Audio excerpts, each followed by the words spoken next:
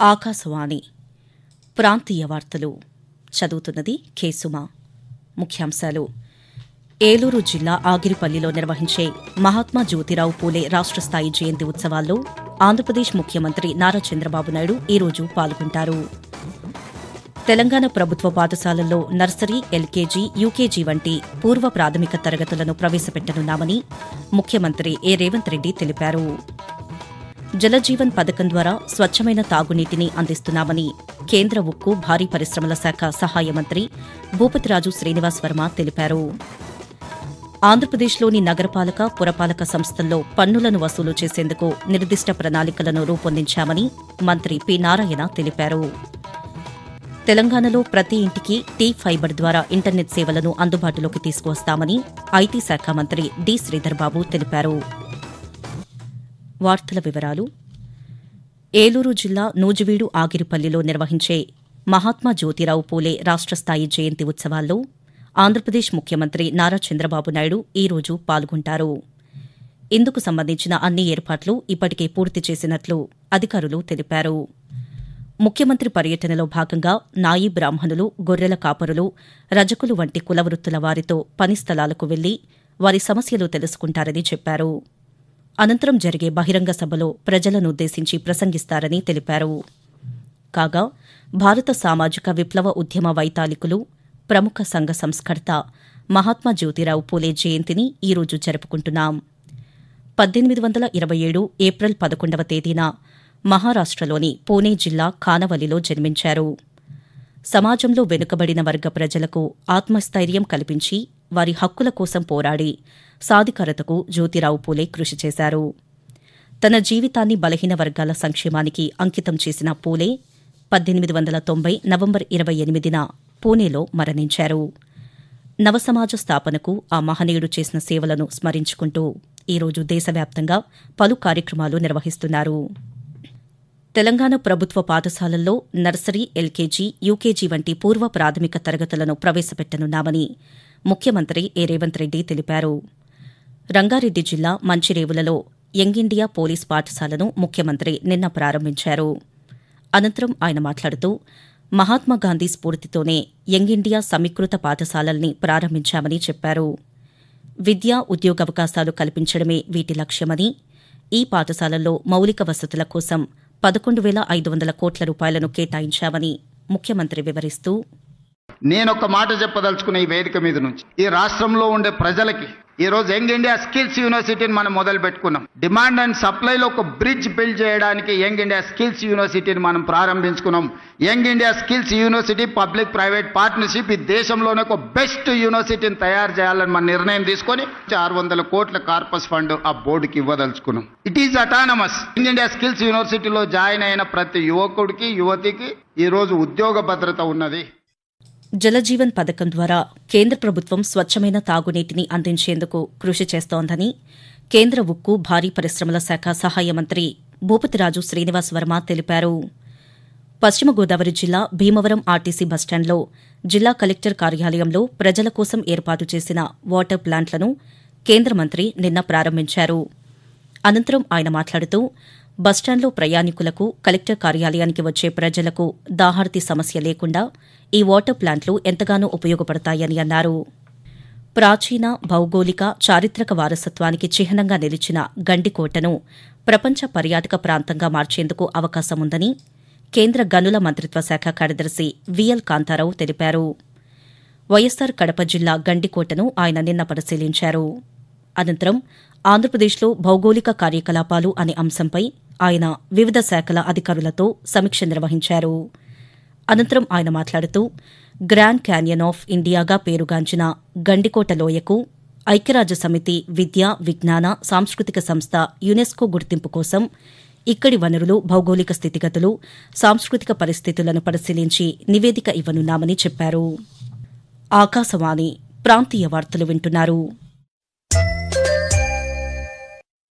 నగరపాలక, పురపాలక సంస్థల్లో పన్నులను వసూలు చేసేందుకు నిర్దిష్ట ప్రణాళికలను రూపొందించామని పట్టణాభివృద్ది శాఖ మంత్రి పి. నారాయణ తెలిపారు.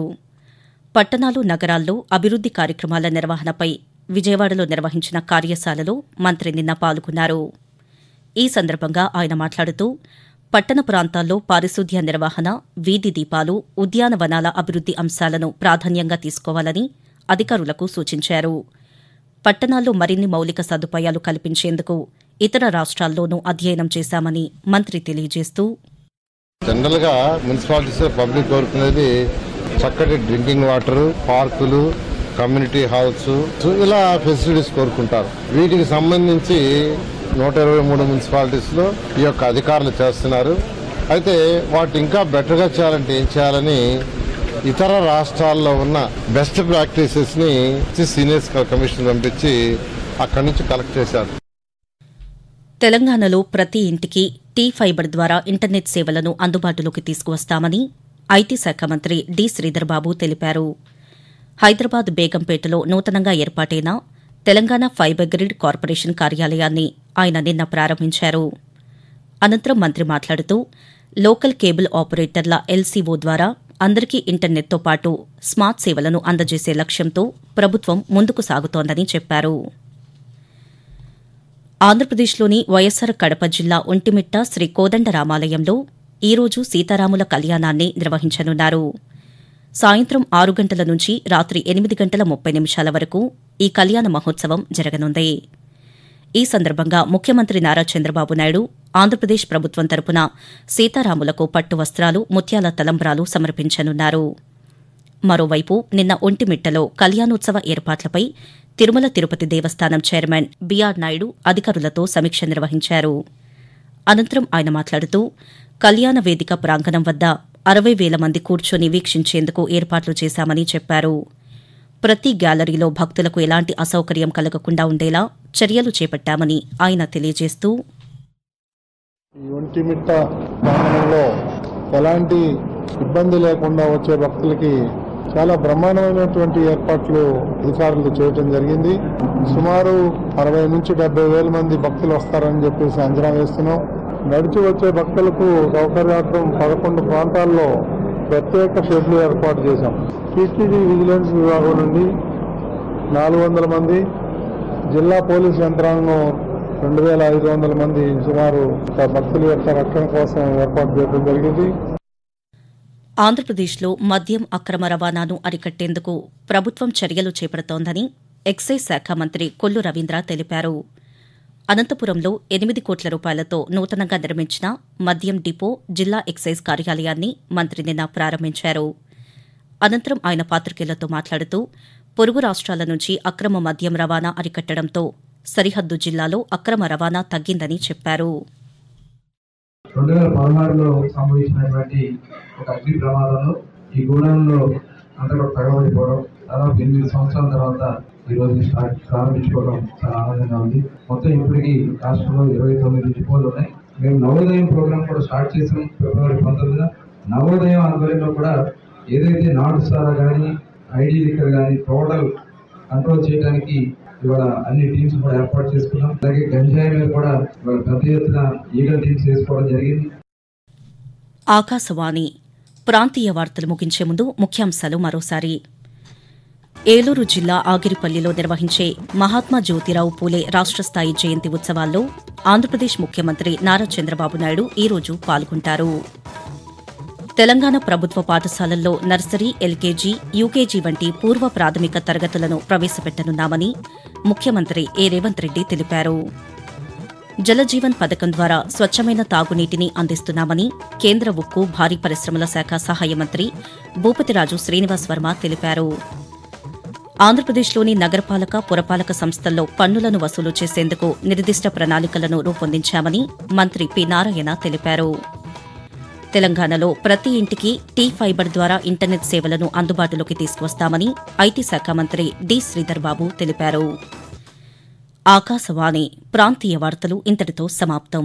తిరిగి 7 గంటల 5 నిమిషాలకు జాతీయ వార్తలు వింటారు.